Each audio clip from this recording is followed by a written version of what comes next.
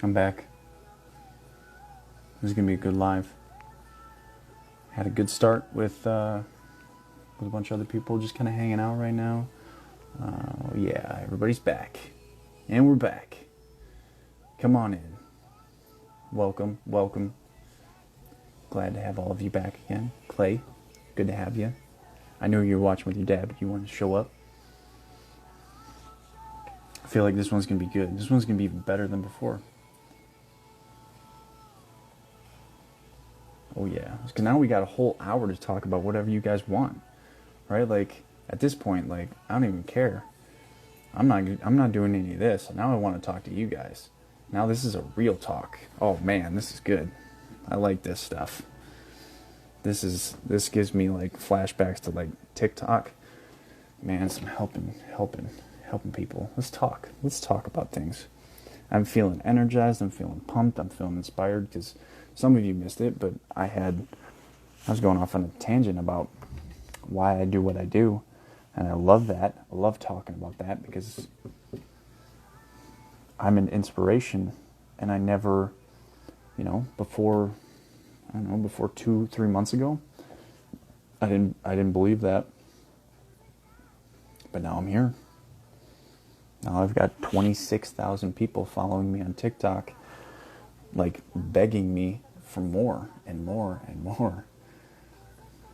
I need a pen and paper to write down things as I think out loud. Sometimes, like here's what happens, right? Like on TikTok, what I'll tell people is, and I can do this on Instagram too, is whenever I have a good thought and I need help because I forget things and I forget to write things down, I tell you guys to comment or DM me, and then I have it for whenever I'm done with this live. So if you want to help me, if I say something really good, just DM me or comment.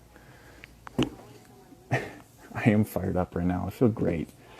I wasn't originally like, I thought honestly tonight was going to be real chill. I was going to kind of focus on building this seminar, but realistically, I want to do this. I want to do this real bad.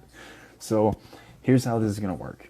I want you guys to present me with some of the deepest questions that you can possibly pull from your heart and get me talking, because this is going to provide so much value, because I'm going to post this up. I'm going to put it on YouTube. I'm going to put it on Instagram at some point probably. So if you can start giving me good questions, that stuff that you're dealing with or you have faced or whatever, like give me some questions. Let's talk about things. Let's jump into the deep end and really focus on not just helping you, but the people that are going to watch this video later on, tomorrow, the next day, 3 weeks, 4 years. Let's get to it. And there are really loud people outside my hotel room. So it should be fun. So, let's go. Yeah, and free me from TikTok jail. That'd be awesome. Because I'd love to do this on TikTok as well. I wonder where my playlist is at right now.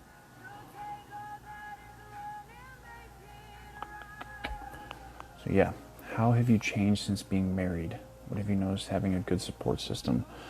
That is a really good question that I have not been asked yet. Wow, that is awesome. I love this. Being married has made me more accountable. And I don't know if that's a consistent thing across people. And I'll get to your question, David. That's a really good question as well. If you know Brene Brown, I'm going to give you that answer because I love it. But being married has legitimately inspired me to do more.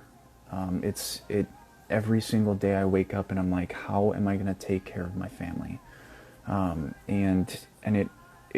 it forces me to just take accountability of who I am and my actions, and I don't want to be lazy anymore. Like I used to be lazy. Like there were moments in my life where I wanted to be lazy, but now it's like, even though I don't make Like, I'm not going to support my family on what I do right now.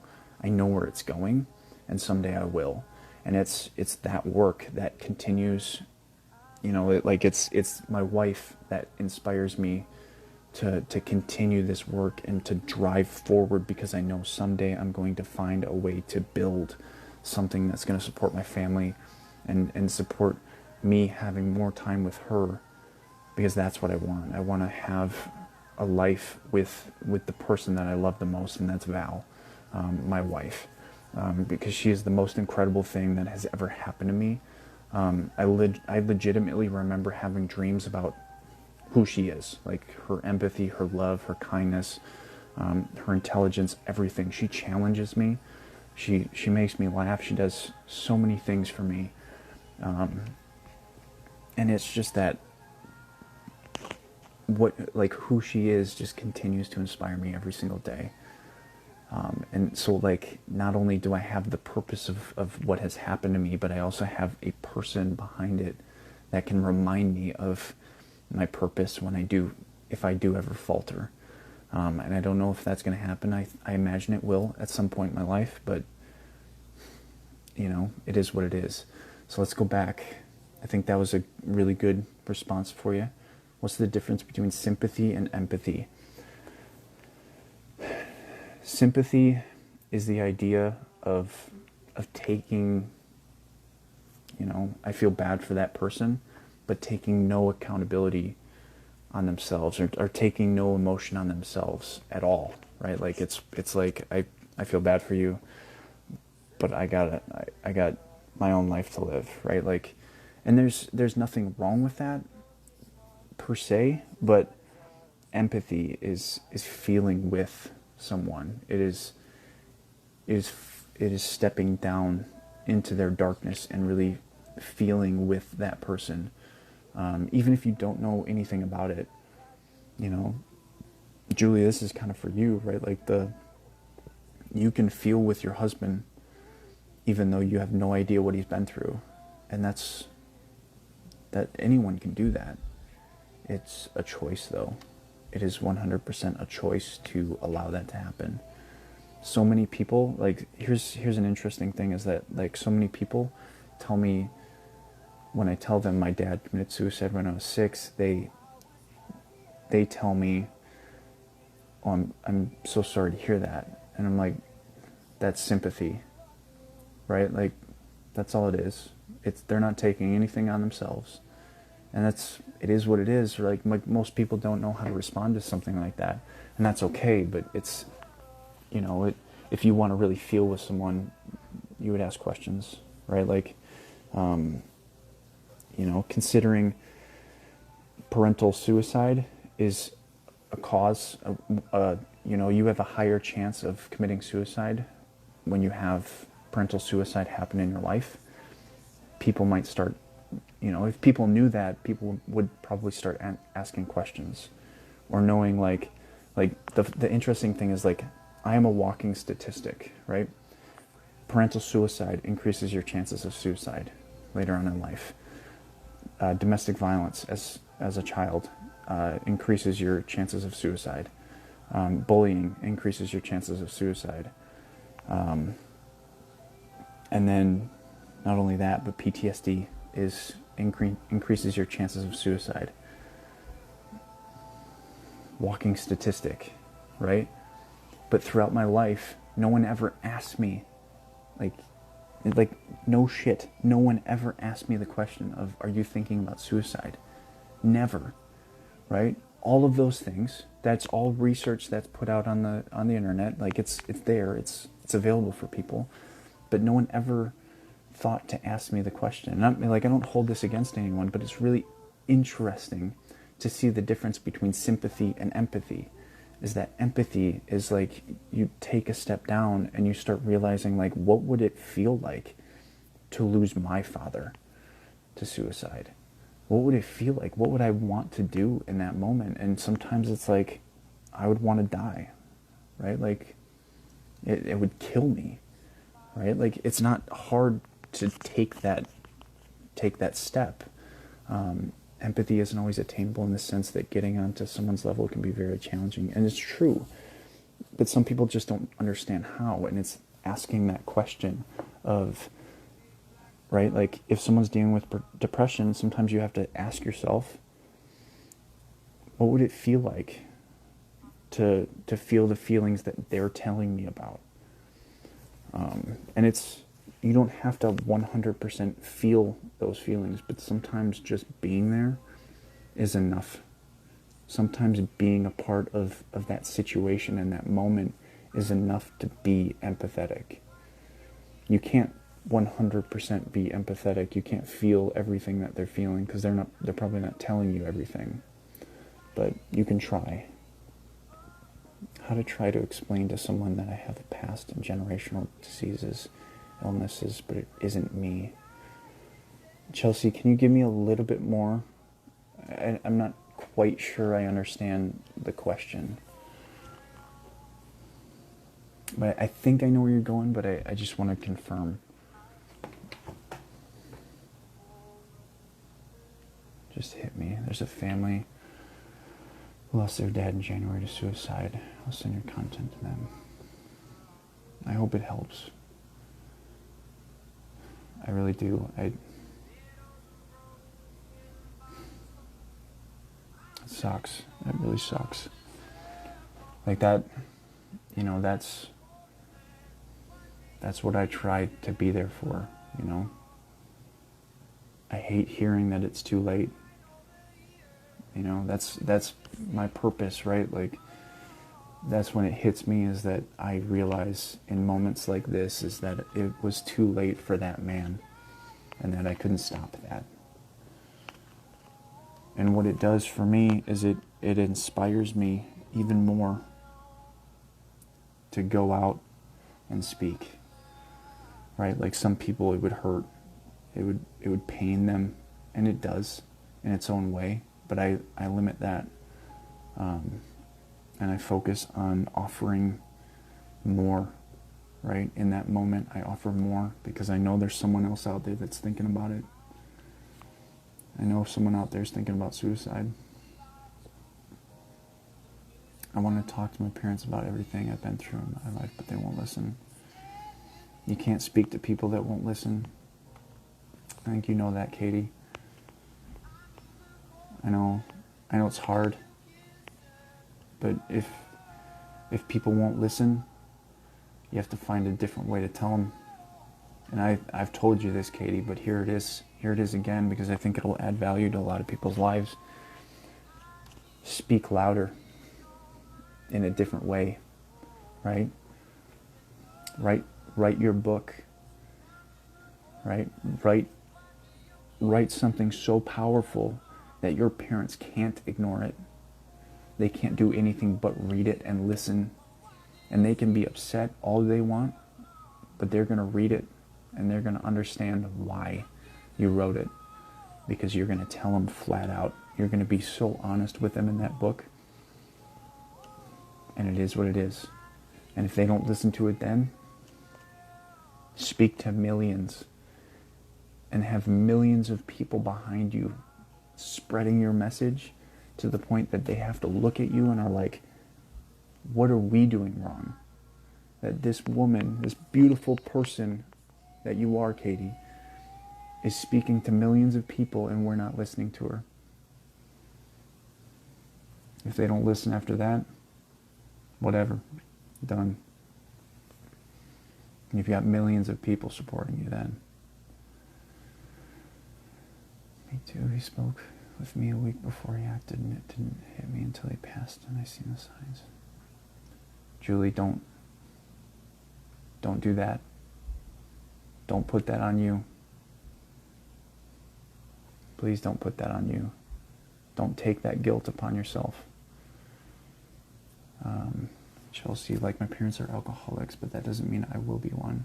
Also, my grandmother battled depression, and I am now too, but there are people who believe I can just turn it off. Hopefully this makes more sense. Absolutely, I get that. Because like me,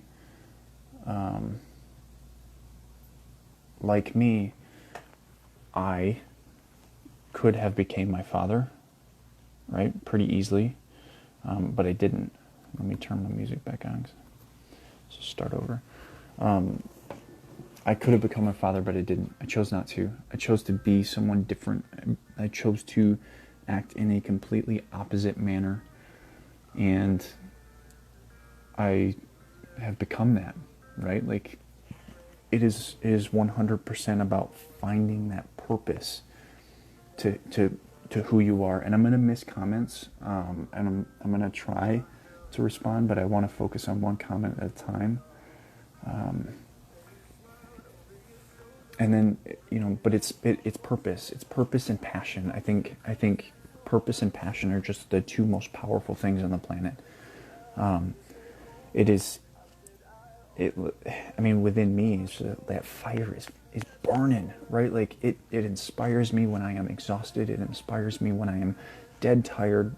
I don't want to do anything, but I know that if I don't step up, if I don't take a step into who I am and the purpose that I have, I am not going to save the lives that I want to. And that the next day, if I find out that someone committed suicide that I could have reached, it is going to break my heart, right?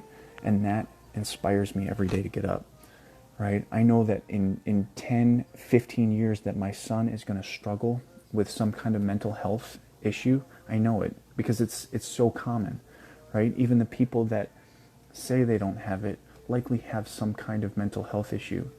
And I want to spread a message that is there for them, right? And that's the purpose, right? Like, I'm documenting right now. I'm giving my son something to watch when he grows up. This isn't just about me. This isn't just about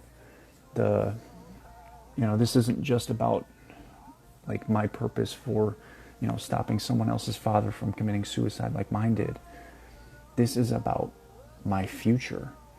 This is about my son or a future daughter or my own future son, or my family, right? Like, this is for all of the people in my life. This is my purpose. And that purpose and that passion drives me to be exactly who I want to be, not who people think I'm supposed to be. I'm going to do what I want because it makes me happy. Some people are not going to agree with what I say, and that's okay, right? You can't allow judgment of others to dominate who you become and who you are, right? Like, that's what is happening, is that people think you can turn off depression, and you can't. You have to work your way through it. You have to build a perspective to overcome it. And that perspective is going to help you grow through life. It's going to help you grow away from it's going to help you grow away from depression. It's going to help your body overcome depression, because depression is both bodily, right? It's both biological and it's also psychological, because they're interconnected. So, Rebecca, I'm not doing, I want to, but I also don't want to. I don't want to do lives right now. I don't want to do one-on-ones, but we should definitely soon. I will do an open session. What day is it? Sunday? Tomorrow Sunday? Monday? Maybe Monday night. We can do, I'll go live and we'll do open invite, right? Like, anybody can pop on and ask me questions, do whatever you want. But I'd like to kind of keep it just comments right now. So let's go back to some of the comments. I grew up in a cult that preached that suicide was a one-way trip to hell. It probably saved my life, but I did grow up to understand that it was not the truth. However, I chose to self-harm. Yes, Debbie, I know that thought, right? Like, and this is something I haven't really talked about in my content, Debbie. This is good. This is deep stuff. So I was taught the same thing. I grew up in a Lutheran church type area, and I was taught, suicide sent you to hell. So I thought for all of my life, or for 19 years of my life, that my dad went to hell immediately when he committed suicide.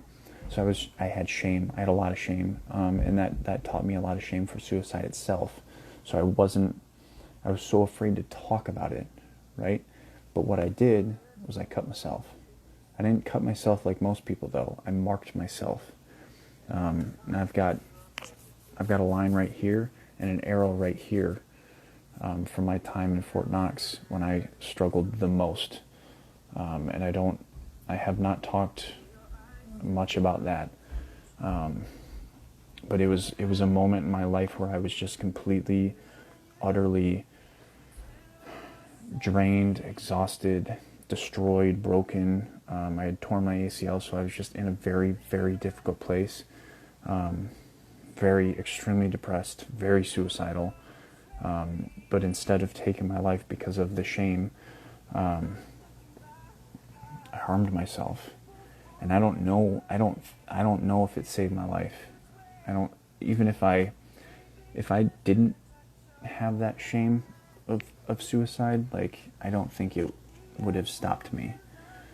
I don't think it would have changed anything. But it was, it's perspective. Again, it is so deep into perspective that you need to understand why you did it, right? Like, that is the question of, you need to have the self-awareness to understand what it was, what the choice was that you made early on in life that brought you to that point, and address that and see it. Like, you take a look at then and now, and you look at what you have maintained from that moment. What are the habits that you've maintained? Do you still speak to yourself in the same way? Do you still have the same internal conversations? That those moments and those habits are what create what we have now, and it needs to be addressed. If you still, like, if right here, like this, if I still have habits that come from this, I need to address that, and I need to find a way to understand perspective, especially the perspective of that moment. And I missed a bunch of comments. And to lock up my emotions, that was layers, and I've had to deal with that as well. Still do sometimes. Yep. I've struggled with self-harm most of my life. Not anymore, Sam. You tell yourself not anymore, and you hold yourself accountable from this point on. Just want to let you know the time I saw you in the clinic when you came in for your knee. It was such a great day to see your face, and I'm so happy you're still here. It's great to be here. It really is. Why do you think people are deeply depressed? Who are deeply depressed? I've personally tried once and honestly don't fully understand it. I can't speak for a lot of people. I can speak for myself. I will speak, and Chelsea, I won't turn you in. I would say people that are deeply depressed, that self-harm, I will speak in my experience only, because I don't know what it feels like for other people. It's just not something that I've had enough work with.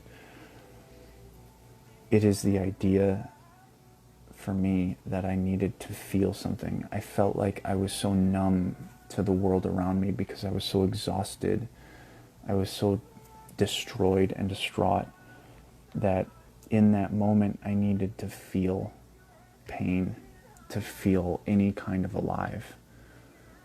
And it felt like, in some ways, it almost felt like my own kind of punishment for myself. It was a pain that I almost needed to feel. Like I felt like my body needed to feel it to see what I could take, I guess. It just, in that moment, it's just completely illogical. I wouldn't even say it, like, whatever it was, it just wasn't right. And you know it, but you almost don't want to stop it. it's this feeling of, it's like an out of body, it's like an out of body punishment. Like you take a step outside yourself and you just cut and you just go. And there's some kind of vivid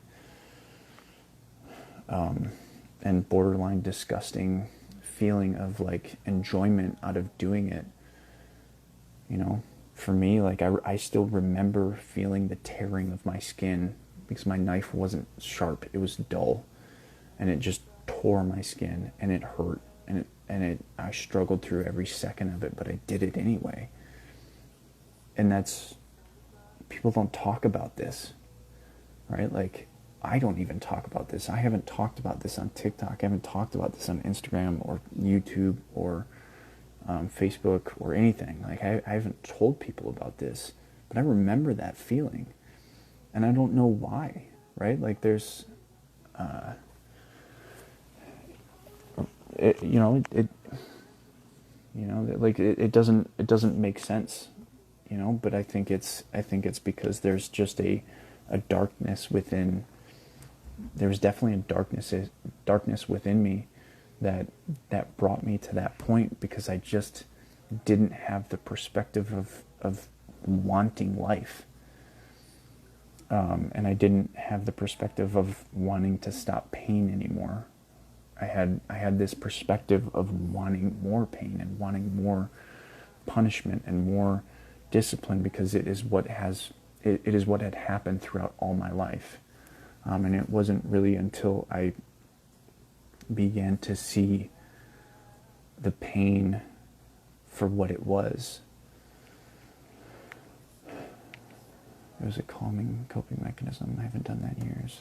Yeah, and it, you know, I think it was a habitual thing of, you know, I wasn't feeling, you know, I think for some people it's it becomes habit to do it. So it's a really incredible, it's a really incredibly difficult situation. I shouldn't say incredible. It is incredible, though. It is incredible that I did that and overcame it. And I have the scars to prove it. You know, like, I just don't show people those scars. And I've never had anyone ask about them. And I don't know what I'd say even if I did. Pain that you had control over? Maybe. That's a very interesting scenario to talk about. I was trying to feel something else instead of the heartbreak. Right. And that's another thing, is like, you know, if it's severe mental trauma or severe mental pain, sometimes actually cutting yourself is a way to feel something different. For me, it was to feel something, right? Because I felt so numb and I felt so detached from who I was at the time, that it was this way to actually feel anything. And for some people, it's this way to feel something else, right? To change who we are and what we're feeling and what we're focusing on. And realistically, those are coping mechanisms, and I hate coping mechanisms. I think they're a waste of time. I think it's like putting a Band-Aid on arterial bleed. I keep my scars covered, and people ask if I have a cat. I'm sending y'all hugs. Y'all need a hug. I appreciate it, Julie, but I don't need a hug. I'm great. I feel good. This is good to talk about. This is good stuff. Why? Because my purpose, right? You guys know this. I've already talked about it. My purpose forces me to talk about this. I have to be open with you guys because you guys might need it. Or whoever watches this in a year will need it. I think humor is a coping mechanism, and one of the only ones that aren't unhealthy. It can be unhealthy if it's overused and underexpressed. Right? Like, I think humor is great because it disarms people. Right, Clay? Like, we've been through this. Like, we disarmed each other by talking about different things, and making jokes about it. But if that's all you do and you never express yourself, it's harmful. right? Like Robin Williams. He's dead. He was the funniest man on the planet for a long time. Now he's dead. Suicide. Right? So you can't, anything can be a coping mechanism, but everything can be lethal if you don't give it the moderation it needs, it requires. It's good to be funny. It helps, but it pays far more different dividends to actually express yourself. Sorry, Sam, my kids. See, I give the best hugs. It's okay, respect. It's freeing to talk about this. I've never spoken to anyone about this because I'd have to tell them what really happened that got me to that point. Don't want to break my mother's heart. Sometimes, and I talk about this in my podcast yesterday, the podcast that I was on. And if you haven't seen my podcast, I really recommend that you go and listen to it. But I didn't want to break my mom's heart either.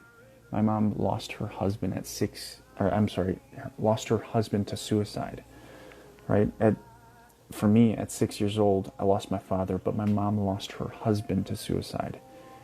And when I felt like I wanted to commit suicide for 19 years of my life, half the reason I didn't talk about it was because I didn't want to break my mom's heart and tell her that's how I felt. But what are we going to do? Are we going to try and hold back are we going to try and hold back an entire life's worth of trauma and self-loathing and suicidal ideation for the feelings of one moment in which my mom was going to cry and feel something with me? I'm going to break her heart if it saves my life. And that might be something that you need to think about, Debbie. For anyone, right? Like, are you gonna struggle through an entire life's worth of pain and struggle and suffering and stress, and you're gonna put that on your body? Or are you gonna have one moment of expression in which you let out this stuff and you put it out in the air and you put it out in the open and you're honest about what you've been through and what you've faced, so that people can help you overcome it? They're not going to do it for you. No one can overcome these things for you. But they can help you find the resources that you need, the books that will help you gain perspective, the podcasts that will help you gain perspective, the knowledge that you need to understand PTSD or depression or anxiety. They will direct you down the right path, not the wrong one. There will be people that won't understand, and you will have to make a judgment call of like, this person is not good for my life anymore because they don't understand where I'm going. And that's what I try and help with. I'm here to help you guys navigate the struggle of dealing with mental health issues in all capacities. I've had to tell family to literally fuck off. I can't do this with you anymore. I can't have these fights anymore because they're putting me in a bad place. I've had to do that. I've had to do that with friends that just weren't worthy of being a part of my life because they didn't understand who I was. I've had to push people away in the right sense. But in previous and in darker times, I've pushed people away for the wrong reasons. And that's what I'm here for. Is I'm here to help you guys, like, moderate your lives and develop where you're going in your life. That's what I'm here for. And I really recommend going and watching listening to my podcast, my episode that I'm on with Marty's Good Vibes podcast. It's in my link tree in my Instagram description. There's a link that says Dylan Sessler link tree, and you go to that and it pops up. It's the second one down. It says Dylan Sessler on Marty's Good Vibes podcast. You click that, it takes you to Spotify. So I really recommend you, each of you, go ahead and look at that. It's hard to cut off toxic people, but if they're harming you, it's not worth keeping them. Absolutely, 100% agree. For anyone, one thing that makes you happy. Mine is kids. Life. Mine is life. One thing that makes me happy is knowing I'm alive. It is everything to me now. I have been so close. Like, you don't understand, is that everything, for all of you, you've all found me, right? I've put out content. I've put out, my story, right? And even for like people like Chelsea who have known me for a long time, she re-found me because of how I told my story. And I'm impacting people's lives. 5 years ago, I was struggling to make the decision whether to live or die. And that decision hung on the balance of 1 millimeter or less. I was 1 millimeter away from pulling that trigger all the way, to a point where you all wouldn't be watching this right now. You wouldn't even know who I am. You'd still be facing what you were facing before you watch my content or before you listen to this. So what makes me happy is life. It is so finite. I have seen death. I have seen darkness. I've seen pain and struggle and suffering.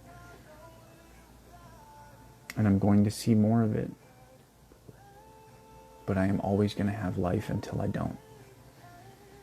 And I will never choose darkness again. I will be the light for people if they need it. Because that is who I am now. It is my purpose. And if you want to know what makes me happy, it is simply waking up every day alive. If I tear my ACL again, I'm going to wake up and I'm going to be happy I'm alive. I don't care if I become paralyzed. I'm going to wake up and I'm going to be alive. Most of the people that are going to listen to this do not value life like I do.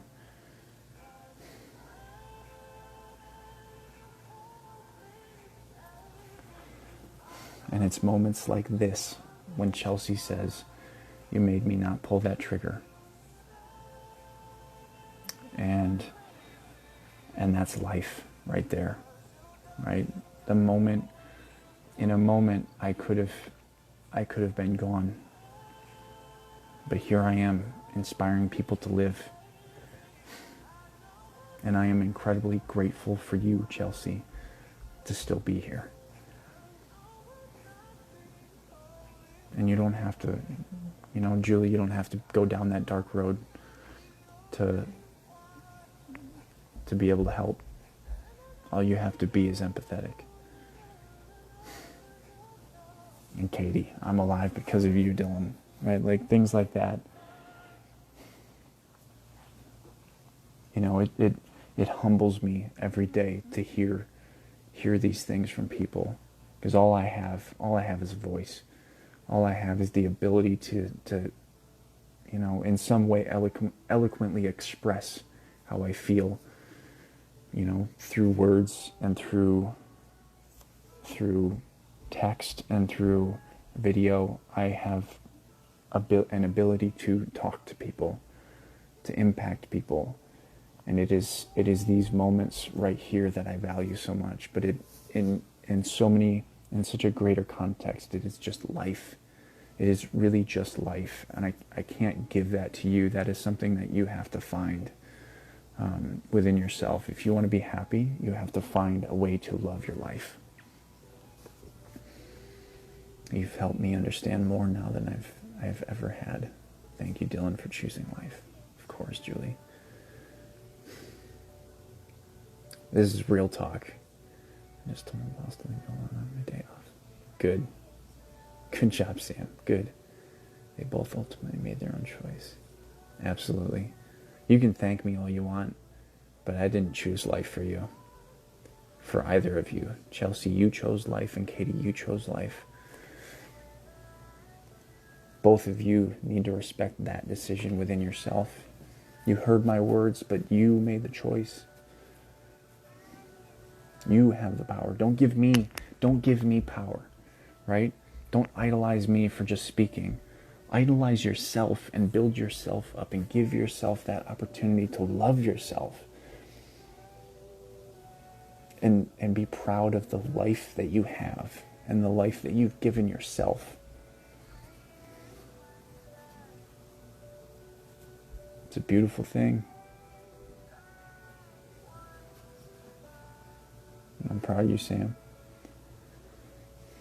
Hold people accountable. They shouldn't be walking all over you. No one should be walking over anyone.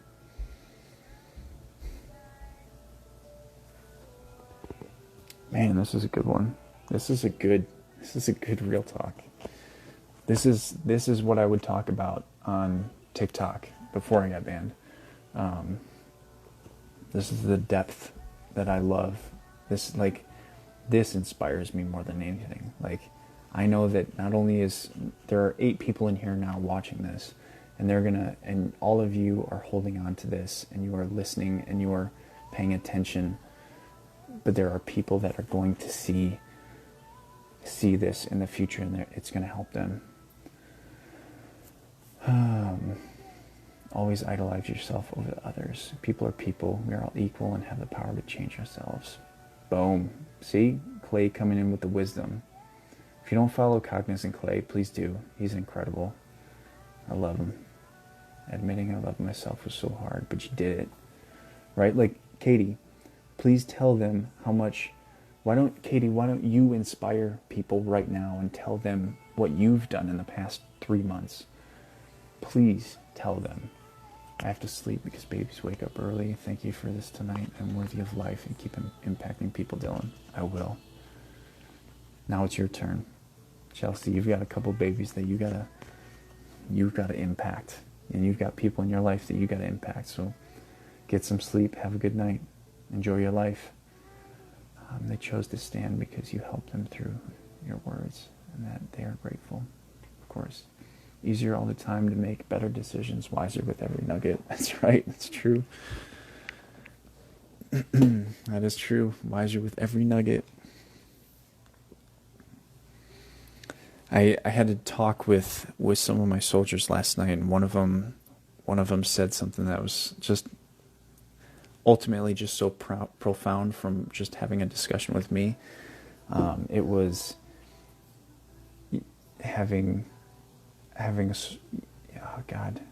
talking to me is like having a small mouth with a big spoon. Just not enough room to fit everything. How much should I tell him? Tell him just be on, like, tell them what you want to tell them, right? You're going to tell them on the live session anyway, but you've got 6 people, you've got an audience right here to tell people, right? Tell people your success story. You are a success story, Katie.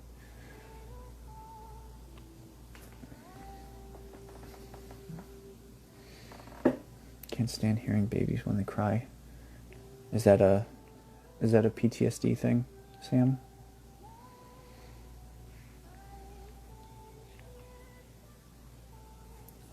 Yeah. 43 minutes in. I've opened up about my sexual assault past, suicide attempts, depression, anxiety, and PTSD. Yeah. And she's kicking ass now. Just being accountable to herself and actually focusing and consciously thinking about what she's actually telling herself. Katie's killing it. Now look at y'all going. Killed my phone battery. Just kidding. It's been awesome listening to y'all. To others, y'all have a good night. Thanks for coming out, Julie. Thanks for listening to me. I appreciate it. I decided to live for myself and no one else. See? She loves herself. Katie loves herself. It also hurts my heart. Sam, you're reading Waking the Tiger right now. So I want you to think about that as you read through the book. Right? Because that's a trigger, right? Babies crying are a trigger. right? So you need to start, thinking about how you can reimagine and renegotiate that thought and that idea within your head.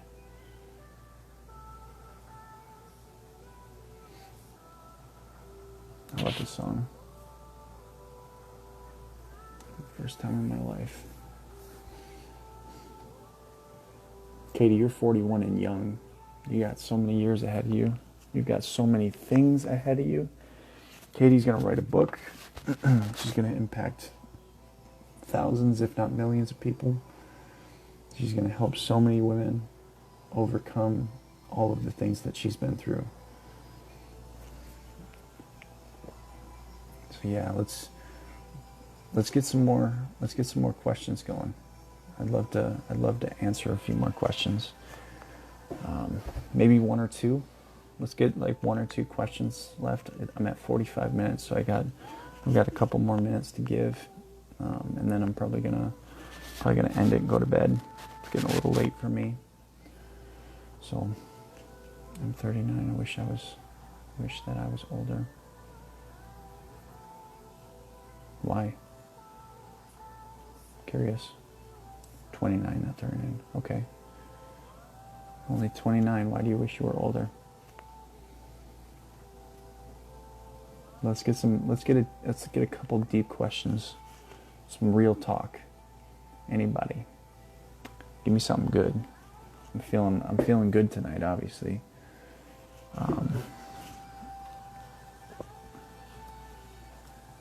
Let's see where the song's at. Oh, me's next. That's good. Guys have given me some really great questions tonight. I'm loving it. Now you guys are slacking. Come on, let's go. Let's go. This one's definitely going on YouTube. YouTube doesn't see the comment section, so I kind of have to read it out. All right. So, how do you deal with the overwhelming emotions when facing the trauma?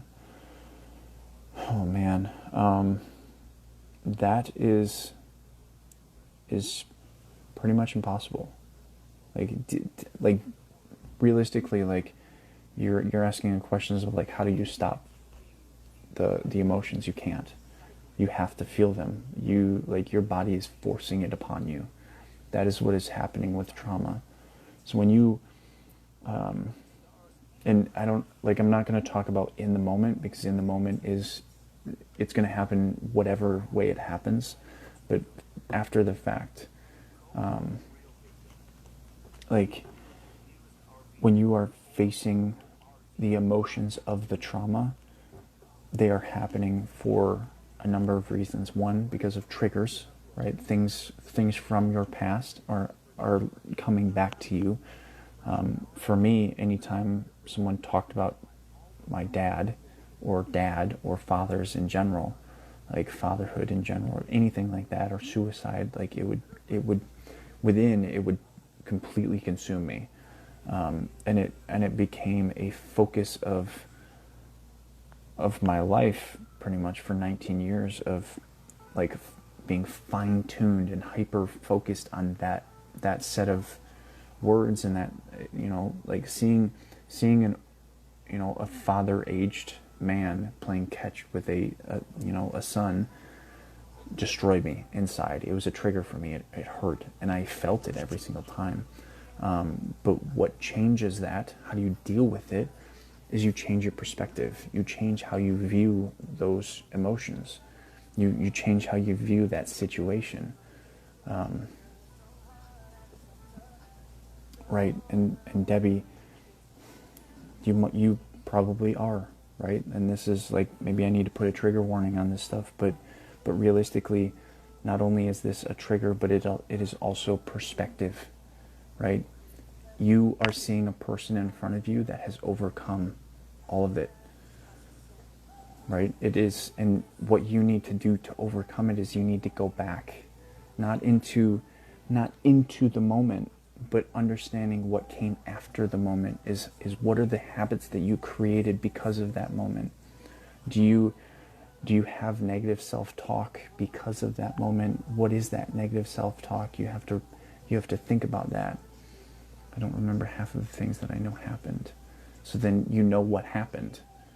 Then you may need to look at that. You need to understand that situation in whatever sense that you have.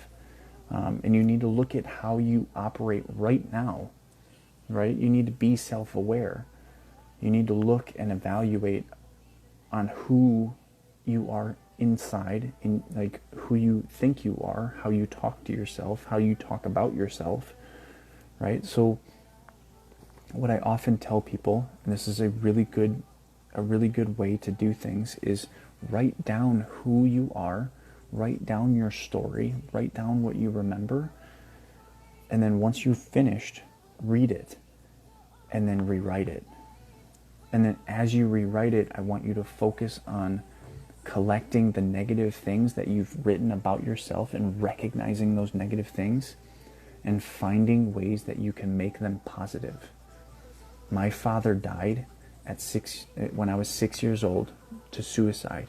He killed himself, and it killed me. It hurt me.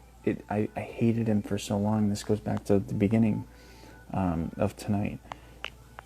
I had to rewrite that story. He needed to make that choice for me to get to this point in my life where I'm sitting in front of you, helping you overcome your situations. It was necessary. I wouldn't change anything that has happened in my life to include my father's choice. It wasn't my choice, it was my father's choice. But I love who I am now. And that inspiration has brought me here. Whether it's morbid or not doesn't matter. It is my choice. It is my story. I can choose to think about it however I want, and you can choose to think about it however you want. Whatever it is that gets you through the next moment. And Katie, no one can say it better than Katie right there. Everything I've been through was for a reason. And you have to find that way to think.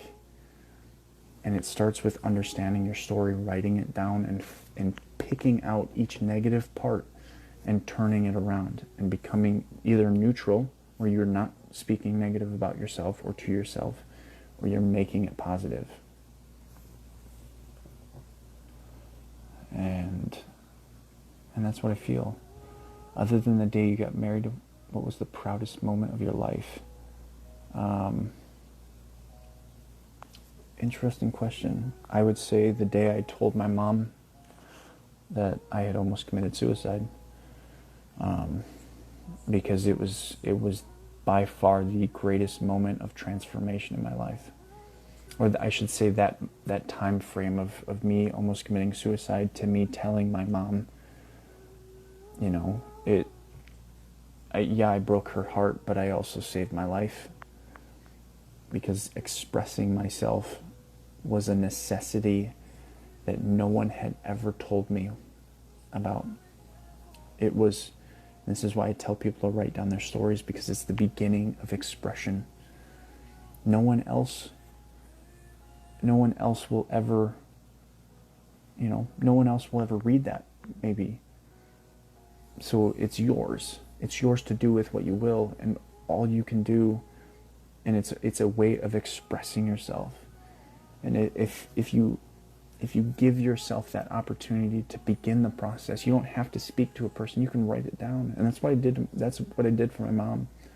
I wrote down exactly what I was going to do. I wanted to kill myself, and I gave it to her, and she read that, and she felt what I needed her to feel, and she read what I needed her to see within me, is that I was hurting, I was struggling. I do believe that, always have. I think part of it is I do feel like I cannot express my whole story because it would rip my entire family apart. Do I really do that to others that don't deserve it? That there is so much context that I'm missing, Debbie, that I can't answer that question. That is 100% your choice. If people did things, it is up to you to be judged, to to offer justice, to offer judgment, right? Because if they hurt you, then in some way, then maybe they do deserve it. But it's up to you. I don't know. Exactly, it's for me in reality. I'm starting a journal and putting things in it, and I want to put it in my book. Good. Keep writing. I know people that are no longer here. Who are you going to hurt? What, people might not believe you? Okay. If they don't believe you, then clearly they don't love you. Love is action. If someone tells me that someone that was dead, if someone told me my dad hurt them, I'm going to listen to them if I love them. My book is probably going to destroy some people, but I'm going to do it for me and not them. And that's a choice. Life isn't easy. You have to continue learning and growing. That's what you're doing here with Dylan. You're damn right. You have to learn. Because at some point, that person or that thing that you desire and you love and you cherish so much is going to die. It's going to be gone. And you have to learn a new purpose. You have to learn how to see something else the way you saw that person or that thing.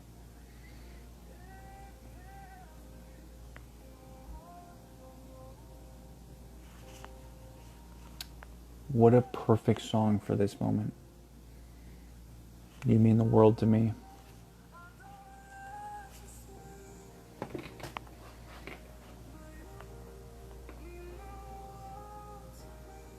Can you hear that? It's beautiful.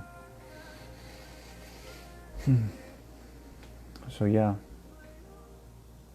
there are so many choices that you've made in your life. You have to find a way to love and enjoy yourself and love yourself. Please scroll and read my comment. I think you'll enjoy it. Okay? To quote Terrell Owens, I love me some me. Terrell Owens he's happy with himself. You can't argue with the guy. So I've got about 2.5 minutes left of this live, and I think I'm going to post this one. I think there's really a lot of value in this one. Talked about some things that I haven't talked about yet, and I think it's going to be really important. And I think it's going to be something that I talk about and I do some TikToks on in the future. But if anyone has any last questions, any last comments, go ahead and leave them. You got about 2 minutes left.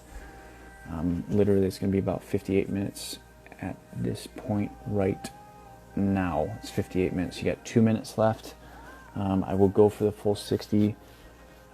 If you guys don't say anything in the next 30 seconds, I might just cut it then and call it a day. But I'm imagining that you guys will probably say something.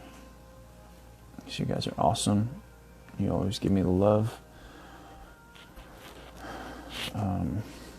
I really do.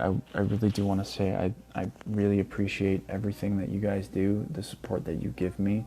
I know some of you share my stuff all the time, and you send it to other people, even if it's off Facebook or if it's, like I just know you. I know you share my stuff and you send it to other people, and I really value that. When did you realize that you love yourself? I trained myself to love myself. In the last minute, this is probably one of the most incredible questions I can get in the last minute. I trained myself to love myself. I listened to nothing but positivity for a year of my life, or started with a year of my life and moved to 5 years of my life. And I grew that love for myself through rewriting my story, writing my story down and looking at what I did all of my life and all the choices I had to face that were thrust upon me. And I learned to look at those decisions and